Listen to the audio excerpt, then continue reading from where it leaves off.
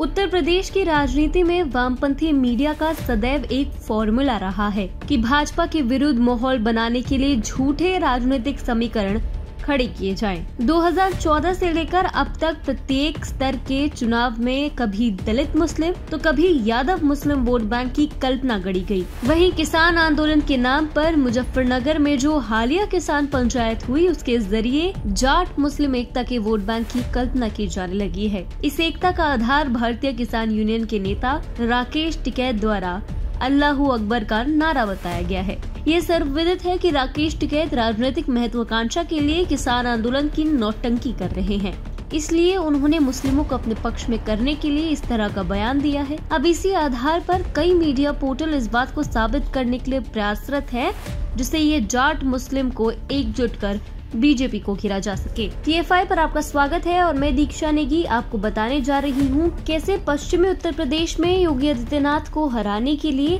जाट मुस्लिम एकता के समीकरण को बढ़ावा दिया जा रहा है, और साथ ही ये भी बताऊंगी कि कैसे द प्रिंट और टाइम्स ऑफ इंडिया जैसे मीडिया संस्थान भी विपक्ष के इसी झूठ को बढ़ावा दे रहे हैं। कुछ मीडिया संस्थान जैसे कि द प्रिंट और टाइम्स ऑफ इंडिया की माने तो उत्तर प्रदेश में एक नया समीकरण जाट मुस्लिम की एकता देखने को मिल रही है। इसके विपरीत अगर जमीनी स्तर पर देखें तो ये कहा जा सकता है कि राज्य में जाट मुस्लिम एकता नाम का कोई समीकरण है ही नहीं। पश्चिमी उत्तर प्रदेश में जाटों का समर्थन भाजपा के साथ ही दिखता है, इसलिए ये कहना हास्यास्पद होगा कि भाजपा को पश्चिमी उत्तर प्रदेश में जाट मुस्लिम वोट बैंक के फॉर्मूले से मात दी जा सकती है। हालांकि तब भी किसान आंदोलन के जरिए विपक्ष जाट मुस्लिम एकता गढ़ने की तैयारी कर रहा है। किसान महापंचायत में राकेश टिकैत विपक्ष द्वारा प्रायोजित इस किसान आंदोलन के जरिए इस कल्पना को साकार करने की कोशिश भी कर चुके हैं। राकेश टिकैत द्वारा महापंचायत के मंच से अल्लाहू अकबर का नारा लगाना इसका स्पष्ट उदाहरण है। नारे के साथ ही राज्य में जाट मुस्लिम एकता का शगुफा छोड़ दिया गया है।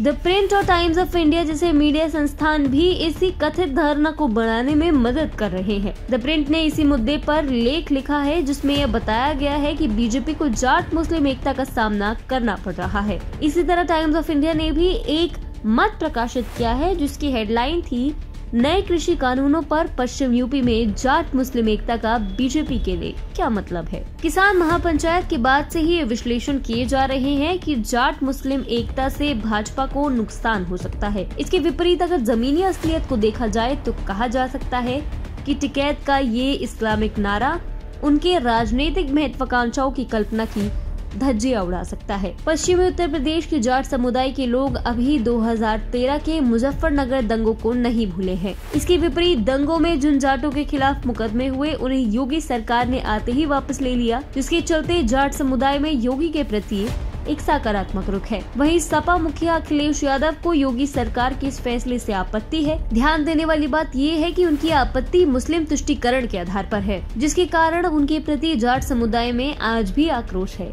इसका कारण कुछ और नहीं बल्कि सफाई महोत्सव है। बता दें कि जिस वक्त मुजफ्फरनगर में दंगे हो रहे थे तो अखिलेश अपने पिता के साथ सफाई महोत्सव के रंगारंग कार्यक्रमों का आनंद ले रहे थे। इसके चलते ही साल 2014 में जाटों का एक मुश्त वोट भाजपा के हिस्से में आया था। कुछ ऐसी ही स्थिति 2017 के विधानसभा चुनाव में थी, जिसके दम पर भाजपा ने पश्चिमी उत्तर प्रदेश में अपनी बढ़त बनाई थी। वर्ष 2014 के लोकसभा चुनाव में 71% जाटों ने भाजपा को वोट दिया था। 2019 में ये आंकड़ा बढ़कर 91% हो गया। इसी तरह विधानसभा चुनावों की बात करें तो 2012 में भाजपा ने पश्चिमी यूपी की 110 में से केवल 38 सीटें हासिल की थी और 2017 में उसकी सीटों की संख्या बढ़कर 88 जा पहुंची। भाजपा का ये उद्देश्य दर्शाता है कि जाट मुस्लिम गठजोड़ का जमीनी स्तर पर कोई अस्तित्व नहीं दिखाई देता। हाल ही में हुए मुजफ्फरनगर निकाय चुनाव में TFI ने भाजपा की जीत का विश्लेषण पहले ही किया था, जिसमें भाजपा ने न केवल निकाय,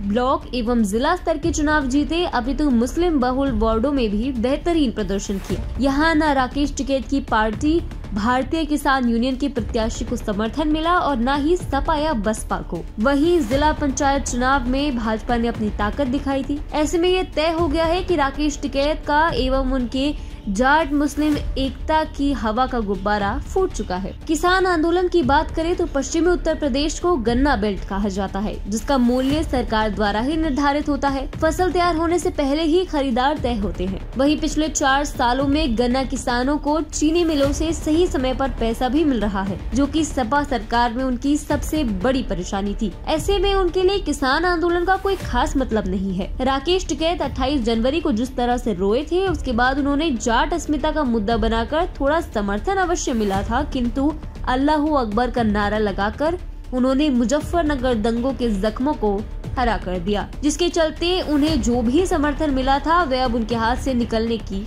संभावनाएं है। पश्चिमी उत्तर प्रदेश में जिस जाट समुदाय के लिए 2014 के पहले भाजपा अछूती मानी जाती थी, उसी जाट वर्ग ने 2014 के चुनावों में भाजपा को अपनी पलकों पर बिठा लिया। यह निश्चित रूप से भाजपा के शीर्ष नेता एवं प्रधानमंत्री की लोकप्रियता का सटीक प्रमाण है। 2014 का विधानसभा चुनाव भी पार्टी ने पीएम मोदी के चेहरे पर ही लड़ा था एवं उसका परिणाम ये था कि भाजपा गठबंधन 403 सीटों वाली विधानसभा में 325 सीटें लेकर आया था, जिसमें से 88 सीटें पश्चिमी यूपी की भी थी। वहीं 2019 के लोकसभा चुनाव में भाजपा को सपा बसपा गठबंधन के बावजूद बड़ी सफलता हाथ लगी थी, जो कि इस क्षेत्र में पीएम मोदी की लोकप्रियता को दर्शाता है। पश्चिमी उत्तर प्रदेश में योगी सरकार के कामकाजों की बात करें तो जेवर एक्सपोर्ट से लेकर नोएडा फिल्म सिटी बनाने का ऐलान, गन्ना किसानों को सुविधाएं देने की बात से योगी सरकार की छवि यहाँ सकारात्मक बनी है। इसके विपरीत बिजली एवं सुरक्षा व्यवस्थाओं की सुविधाओं के चलते जाटों का समर्थन योगी सरकार के लिए महत्वपूर्ण है। ऐसे में कहा जा सकता है कि भाजपा के खिलाफ